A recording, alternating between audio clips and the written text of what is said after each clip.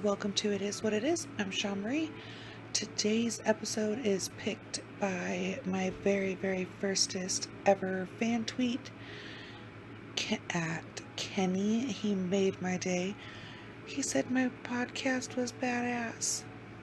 For one, super sweet. Made my day, like I said a million times, because he really did. And so I'm going to do the one that he wanted. Because, like I said, he's super nice. And first fan tweet ever. I didn't even know what the fucking icon was when it popped up. I was so shocked and confused. But, so, I used Murderpedia, Wikipedia, and YouTube for this. And I watched Unseen. It's a documentary that was done in 2015. You can either rent it on YouTube for $3.99 or watch the free version on YouTube. This bitch, all about free shit. So I watched the free one. I think probably the only difference is that like the lips are probably off some, but I went that way. So honestly, I can't tell you if there's a difference if you rent it, or just do the free. Can't tell you. So he picked Anthony or Tony Edward Sowell, also known as the Cleveland Strangler. Sorry, Boston, Cleveland. Anywhozer, he was born on August 19th, 1959. He was raised in East Cleveland. He is one of 7 children, Jesus Christ, born to single mom Claudia or Gertrude Garrison. 7 other children belonging to his sister also lived in the home with them, having moved in after the sister died of a chronic illness. According to his nieces, which testified to this in court, and if you want, you can go on YouTube and watch clips of his court hearings. There's like a bunch of different clips and like variations of like 20 minutes, 30 minutes, 15, whatever. But his nieces testify and stuff about his mom subjecting them to physical abuse while the other children watched from other rooms. In one instance, his mom forced one of his nieces to strip naked in front of all of the other children while whooping her with an electric cord until she bled. So his upbringing wasn't very good. But also, when you watch the documentary, his sister says that Anthony was different. Like, he was always overly aggressive, and like he always said his mom didn't love him, but like she always thought that it was the other way around. Like, he didn't show the mom the love that the mom needed to see, and that he was just a little fuck as a kid too. Like, she said that he would come at you as a sibling, he would come at you like a stranger. And like, she used the example of like, me and you are sister, okay? I would not fight you like I would fight a stranger. But he would go at his siblings like he would a stranger. So he just had no give a fucks about him, really. But he began raping his niece himself almost daily for almost 2 years when she was 10 years old. But thankfully, against his mother's wishes, on January 24th, 1978, at the age of 19 years old, Anthony entered the United States Marine Corps. He said that he went into the Marine Corps because he heard that because he had the choice between the Army and the Marines. He said he chose the Marines because they were, in his opinion, the stronger of the two. He attended training at a depot in South Carolina I don't want to mess this up, like Paris Island in North Carolina, I'm not sure. And then there was further training as an electrician in North Carolina. On January 13th, he was assigned to the 2nd Army Air Force craft. That's, I guess, pretty cool, at the Cherry Point Air Force Station, also in North Carolina. In 1980, he spent a year overseas with the 3rd Force Service support group and then returned to Cherry Point. He was ordered then to the Marine Corps base in Okinawa, Japan, which is kind of cool because, side note, don't know if it really matters, but my sperm donor was in the Army and he went to Okinawa, Japan too for some training, which was pretty fucking cool because I got a fan out of the deal and some other little knickknackies and some really cool pictures. So that was really cool. I guess he had a hoot too. I really don't know. Couldn't tell you, but just a little fun fact.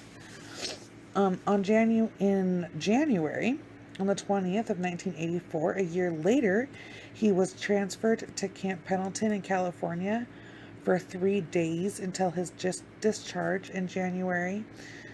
On the 18th of 1985, during his 7 years in the Marine, as a Marine, he had received a Good Combat Medal with service stars, a Sea Service Deployment Ribbon, a certification of commandment, I'm not sure what that is, and 2 letters of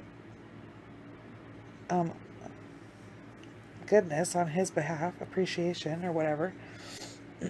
In 1989, Melvette, I'm hoping to God I say that right, Melvette, that's what it looks like. Scockwell was 3 months pregnant when she went to his home voluntarily, and when she tried to leave, he bound her hands and her feet with a tie and a belt, and he gagged her with a rag. She told the police that he choked her really hard and made her body start to tingle. She thought she was going to die. And she was a street worker. And she talks on the documentary for just like a brief little second. And she pretty much just tells you that, like, it doesn't matter what her career was. He had no right to be a fuck and rape her at knife point or destroy her life in any way, shape, or form, no matter what her occupation is. Everybody has an occupation. And that's just what hers happened to be. So why was she judged because of it? Which she shouldn't have been. Because, I don't know. He was a drug dealer too, so he was like hating for no reason.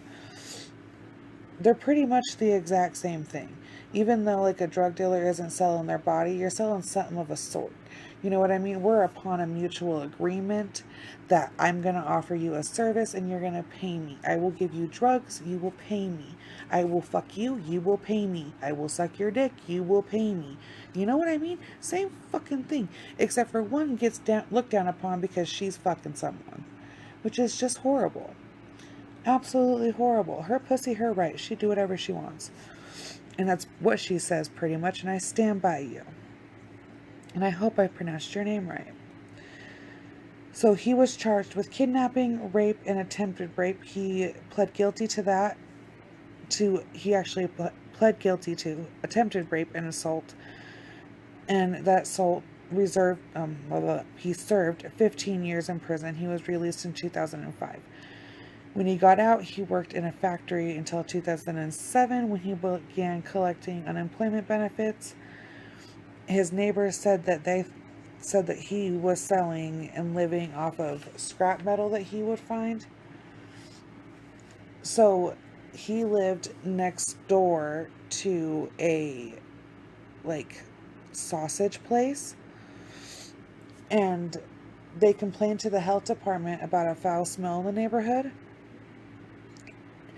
which no one knew what it was, right? So this sausage factory ends up having to pay like thousands and thousands of fucking dollars to get all their shit fixed because everybody's blaming them. It's fucking messed up. So he was online, Mr. Anthony. He goes by Tony, which I think I'm just going to call him Tony because it sounds better. I don't know.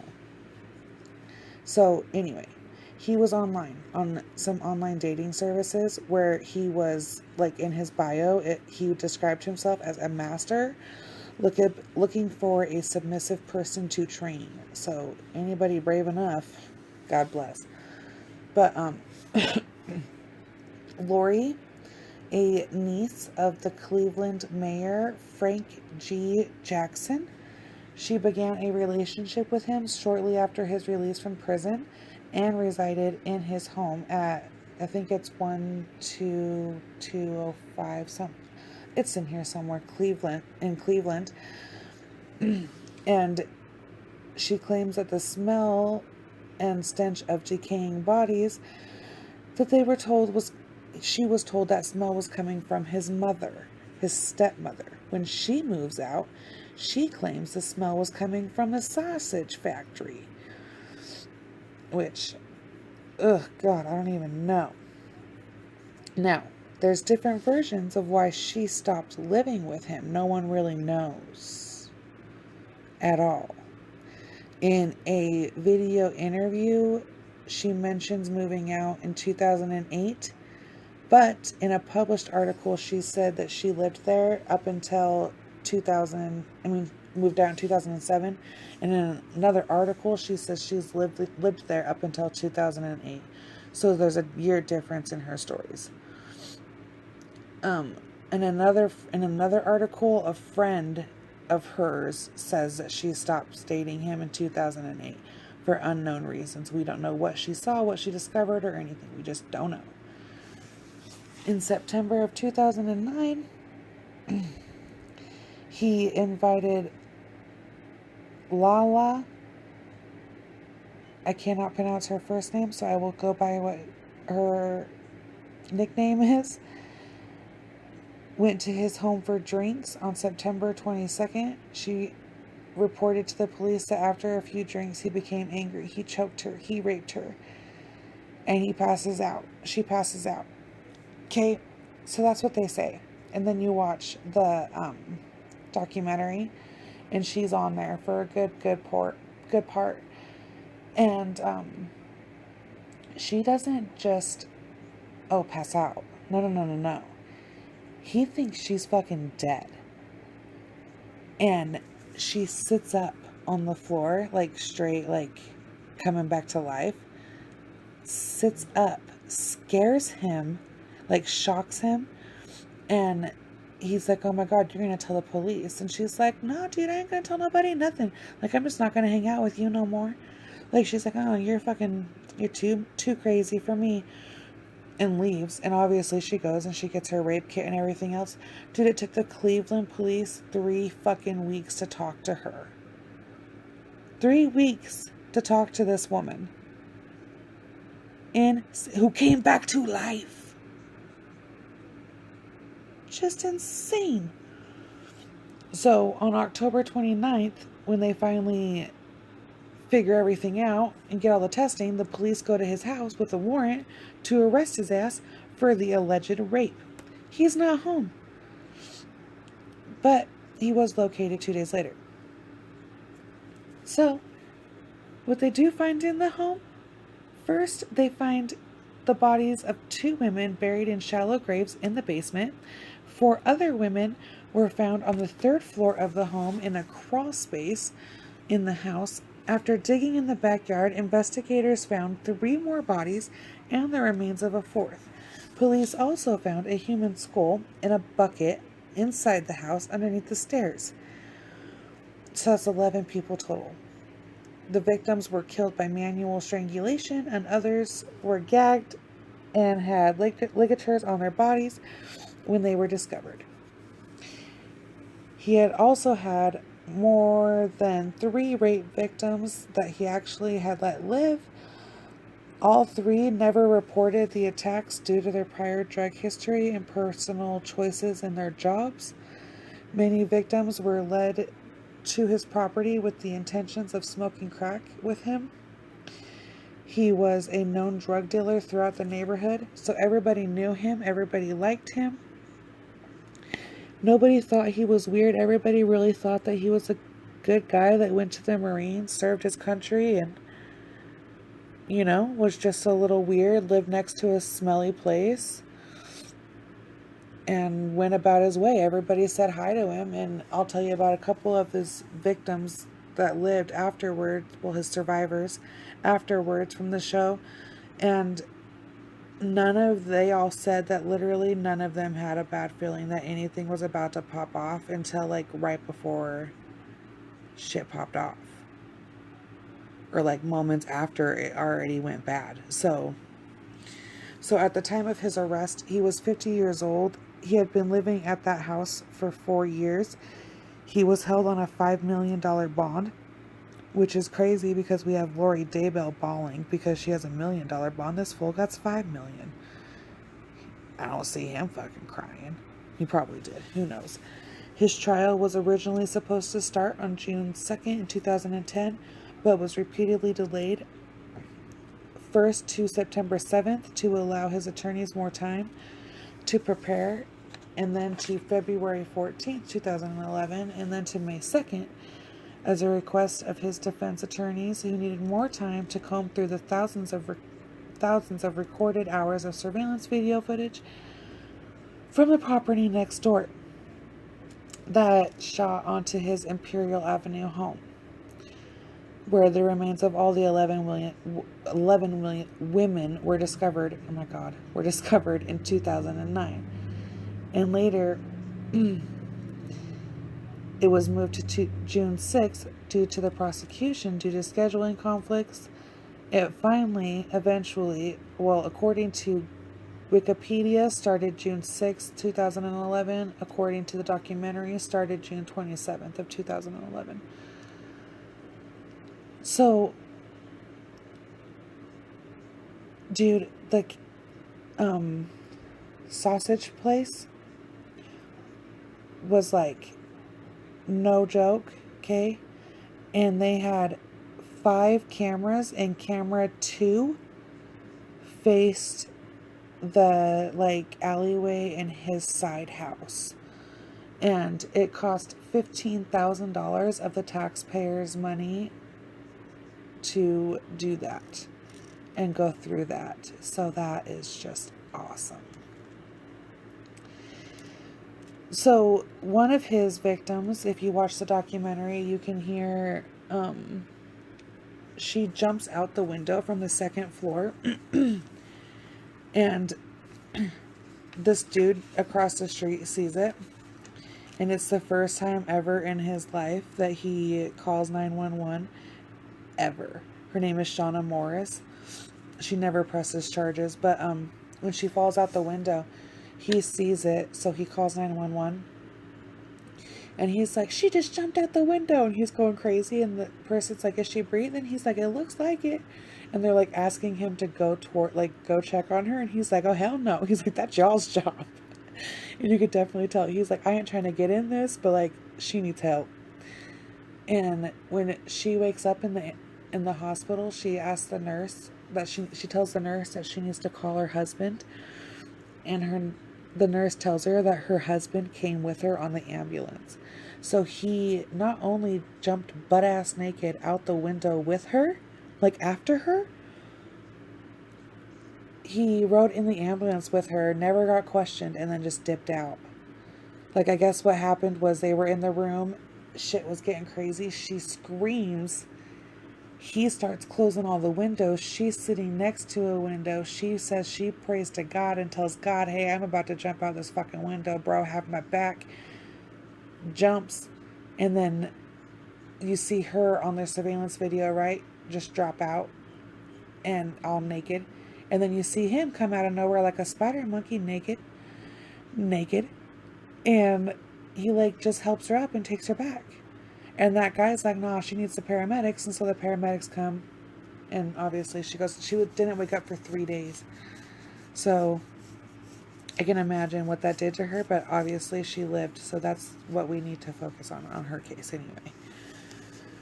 So he was charged with 11 counts of aggravated murder, and once again, according to Wikipedia, 74 counts, according to the documentary, 84 counts of rape, kidnapping, tampering with evidence, and abuse of a corpse. He pled not guilty by reason of insanity and later changed his plea to simply just not guilty. On July 22nd, he was convicted on all but one count against him, including the murders of the 11 women. So that's pretty awesome. On August 10th, jurors found him guilty of the death penalty, and on August 12th, Judge Dick Ambrose upheld the jury's recommendation. On September 14th, 2011, he was sent to death row. In November of 2011, his lawyers Jeffrey and Thomas filed a notice of appeals to the Supreme Court of Ohio, saying his execution was set for October 29th, 2012, but in March, a motion of stay was filed on his behalf from them. It was granted in April, pending a new deposition for the appeal. In October 2012, his new lawyers, Jeffrey and Erica, of the Defender's Office, appealed to have his conviction of the death sentence overturned to 21 points. I'm not sure what that means. With the three main things: that Tony did not receive a fair trial because the media coverage and attention for the case was overwhelming, and the local coverage was both good and bad, more bad in his way. He had received lousy legal representation. The courtroom had been closed to the public during the hearing while the jury was picked, at the evidentiary hearing while the jury had been picked. So these are the three things I'm telling you why they say that they needed a new one. The third reason is the lousy the lousy lawyer from before.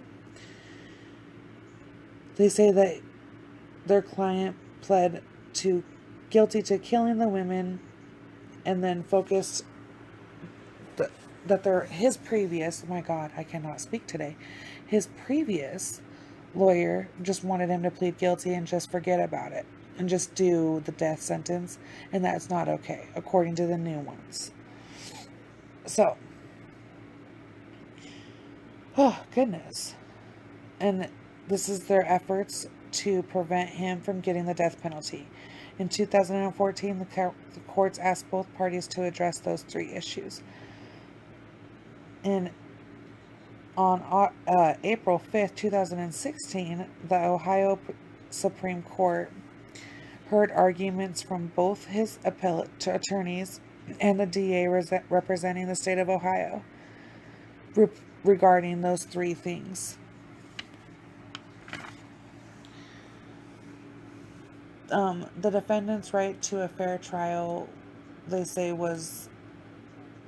his team says that it went against his Sixth Amendment right was violated by closing the hearing to the press, and the court should have communicated his death sentence to life in prison as the fact that the Ohio courts urged them to do so.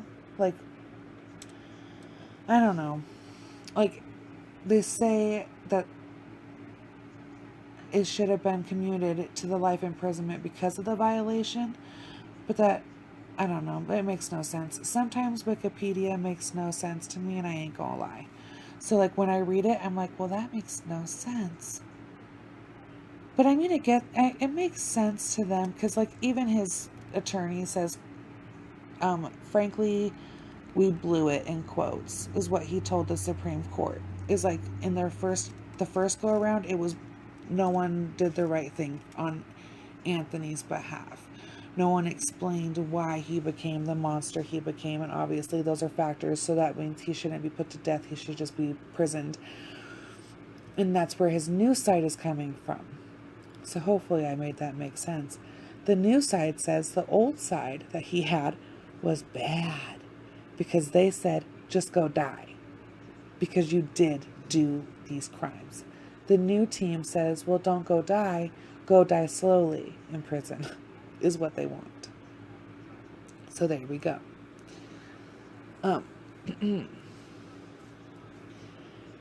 The state argued that his amendment right was not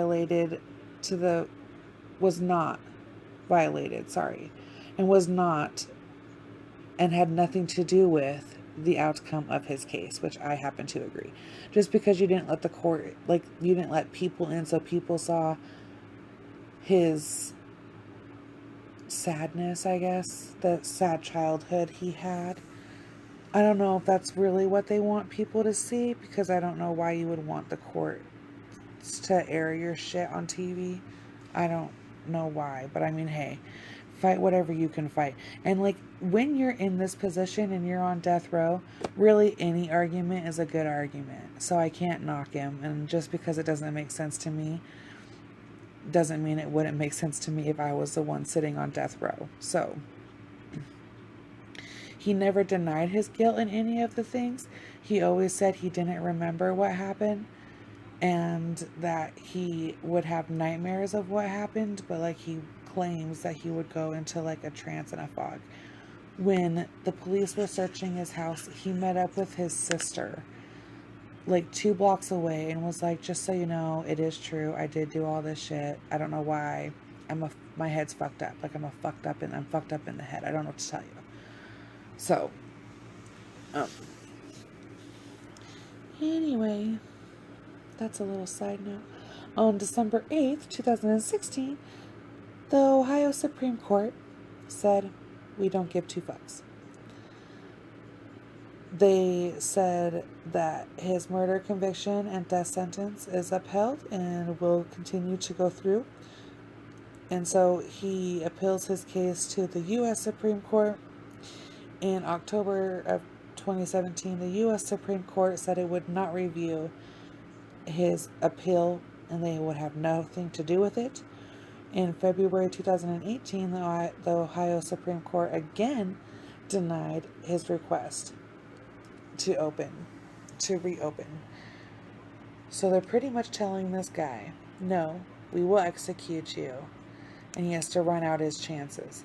So he's going to die in Ohio in the penitentiary.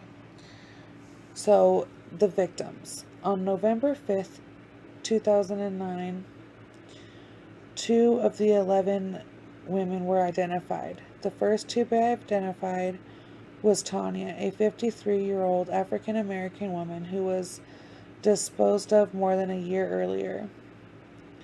Had disappeared more than a year earlier. Her body was found buried in his backyard. She was disposed of in the backyard. She had been strangled, and she was identified through her DNA. Her mother was the one who had reported her missing in December of 2008.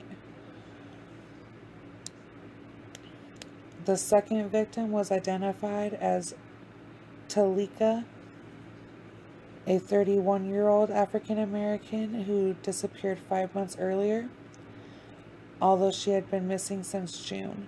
Her mother did not report her missing until she heard the news coverage about the bodies being discovered at his house.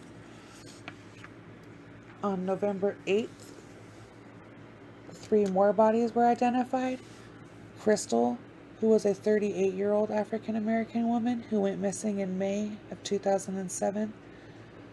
She was the mother of 7 children who lived in the area where her body was discovered. Her family reported her missing in Cleveland to the police department. This was the first time she had gone missing, and her family accused the police of failure to investigate, which they really fucking did. They messed up on her horribly. The family took it upon themselves to set up flyers and call hospitals and morgues and other things like that. Her kids had a very rough relationship with her. Her son recounts that for about a week and a half, him and his sister for breakfast, lunch, and dinner shared peanut butter. Like spoons of peanut butter for a week and a half. That's all they had. They would meet up at school and like eat a spoonful of peanut butter together and then go back to class. And her son says that the day before Mother's Day, he talked to her, but he didn't call her on Mother's Day because of their relationship. And then he tried to call her, and then that was it. So she went missing the day after Mother's Day, and then was found in his home. Amy Hunter was 47. She was an African American woman. She was a mother of 3, did not live in the area, but she did frequent that area quite a bit. A previous injury left her unable to use her arms. Use one of her arms. Sorry. Her family did not report her missing until the police began removing bodies from his home. Michelle Manson was 47 years old. She was an African American woman who was last seen in October of 2008. She lived in the area, according to police records. Her family had reported her missing. Reports of the missing person go back as far as June 2005. Released from prison when they started searching his DNA and conducting DNA tests. They hope that in time, if any other missing or murder cases around that time lead to him, that this way they will have all that they need. East Cleveland police also reopened several old cases, like I just said, from the 80s, murder by strangulation or some type of method in that area, and that had stopped around 1989 at the same time of his arrest. The FBI at the time gathered information to see if he had been linked to any other cases around the city, but so far none have been picked. Like, we haven't been able to pick him for any of them yet. So, like I said, Crystal was 35. They think she died in May of 2007. Tanisha was 31. They believe she died in June of 2008. And she actually has a very cute story I just want to say real quick. She spent a lot of the time with her man. They were homeless together. And there was this one winter where I guess they would walk clear across town, and he would wrap his feet in plastic to keep his feet warm, and he had given her some money to go get some boots, and she came back with a pair for herself and for her man because she wasn't going to walk across town and let her man freeze. And he sat there and cried, and it was just very, very, very sweet. That was a very sweet memory for him to share with everybody. Victim number 3 was Leshanda Long. She was 25 years old. They believe she died in August 2008.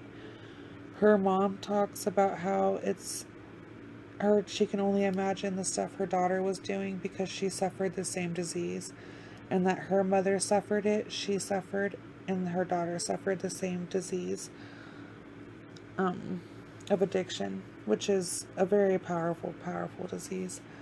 Michelle Manson was 45 years old. They believe she died in October of 2008.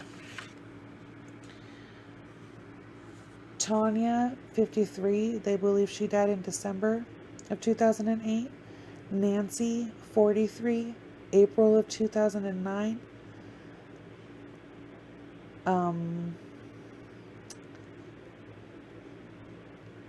Miss Hunter,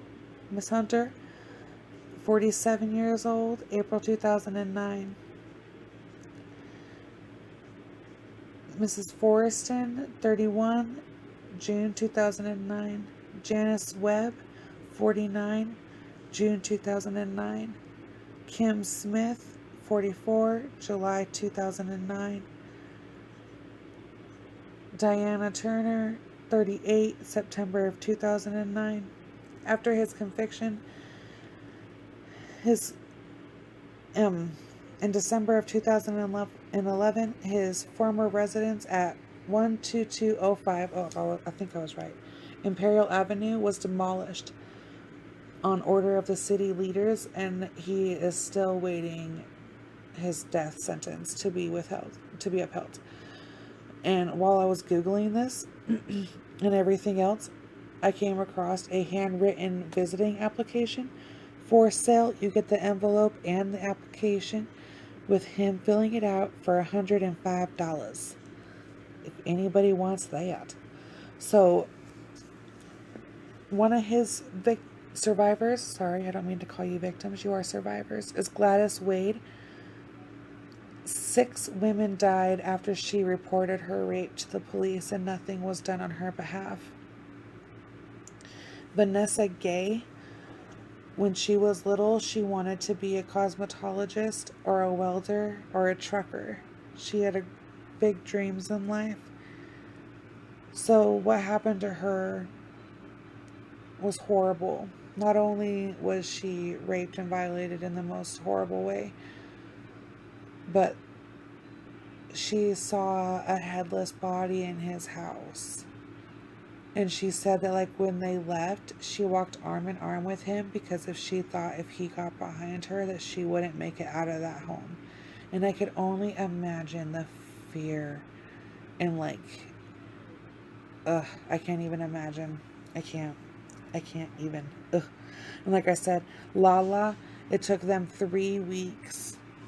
3 weeks for the police to call that poor woman back when she just awoke from the fucking dead, convinced him that she wasn't going to tell anybody, got to leave, reports it, goes through the trauma of having that rape kit and everything else done, the pictures, the scrapings, the stories, I can't even imagine horrible looks that she got because she was known around that neighborhood.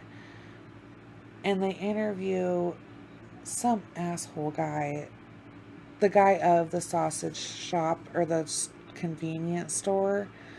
But anyway, and he says that he wishes that there was 100 more people like Anthony Sowell because they were taking out the garbage. And that he recalls Lala's son coming in with a crack pipe asking him for the thing to make a new one. And so he says that, like, Anthony wasn't doing anything bad but taking out the trash of the neighborhood, which is a horrible, horrible way to think. I do not think that way. But that's just the way he thought. And that's, like, his anger towards them was that they were drug dealers using their bodies to get more. I mean, drug users, sorry, not dealers, but users. Shit, they might have been dealing. I ain't gonna knock you. But, like, I guess that was his main thing, is he was mad that they were selling themselves for drugs or whatever while having kids at home or whatever. And really, like, is it any of your fucking business how fucking people feed their children? You know what I mean? As long as that baby is being fed and looked after and she don't leave him in the playpen while she goes and fucking does what she does, then by all means, boo, you do you. Fucking make your money. No one should ever tell anybody in this life or the next life or the life after that how or what to do with themselves. Honestly, it's none of your goddamn, like, it's none of your fucking, I don't even know. Like, to come at me for choosing to make easy money.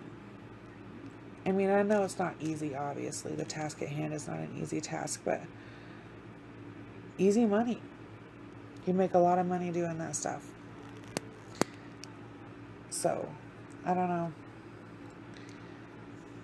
It's just, So, according to my man Kenny, he says he thinks that Anthony Sowell is like Ted Bundy. And I agree, and I don't. I mean, I do on the fact that, like, he was very, like, charming, and he did, like, lure them in and everything else, but I don't. The grossness of, like, keeping all those bodies and, like, people. This neighborhood smelled so bad. Like I told you, these this company spent thousands on redoing all this shit, and the neighborhood still smelled bad. Even the asshole on the documentary says that, like, his trash was stinking, and he went out there and there was trash bags with duct tape on them, and they smelled really, really bad. So instead of calling law enforcement or doing anything a normal person would do, he tells his coworker to go and dump bleach and try to get rid of the smell.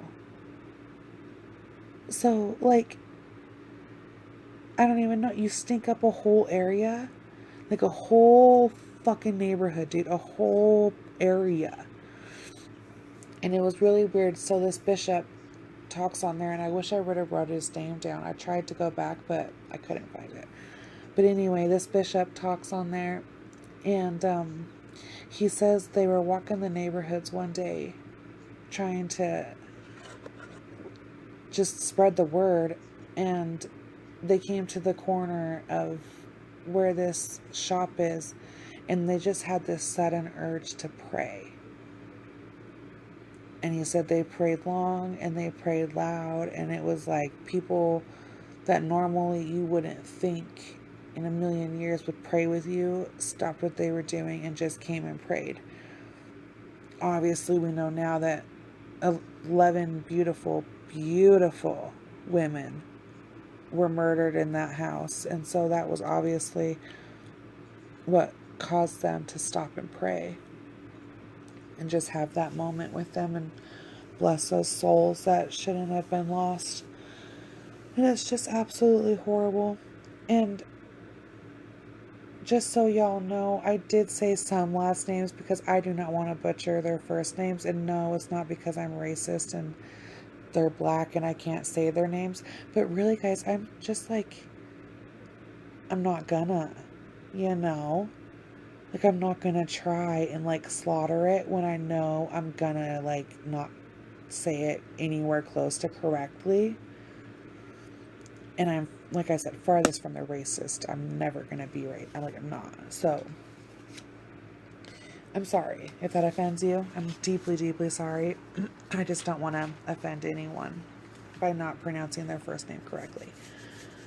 So, hopefully, Kenny, you like it. Message me or tweet me again and tell me if you do, because you made my day. Hopefully I did you justice and you like it. Follow me on Instagram at It Is What It Is, Pod19, and that's all together, no spaces, no nothing, just all together. On Twitter at It Is What It Is 208, because that's where I'm from. On Facebook and YouTube at It Is What It Is, a true crime podcast. And when I did my research on Thursday, I had 83 subscribers. Today and Saturday night at 11:42 p.m. I have 86. So, kind reminder, when we get to 100, I get my own www. Very, very important. I want my fucking own www, guys. I want it. And it's mine. And it should be mine. So if you guys know a couple other people, make them subscribe. Help me. Because I love you. All of you. Every one of you. And yes, I do think that Anthony Sowell is a very troubled man. A very, very troubled man. I get some kind of sick joy, though, knowing that he claims he has, like, vicious, terrible night terrors about these murders, and that these women come back and, like, haunt him. And I hope that's true. I hope that wasn't to, like, get sympathy with the police, but I hope it's true. I hope you are haunted, Mr. Sowell. I really do. And when you die, I will inform the world about your execution. So, we'll see you when we see you. And I love every one of you. So, peace out.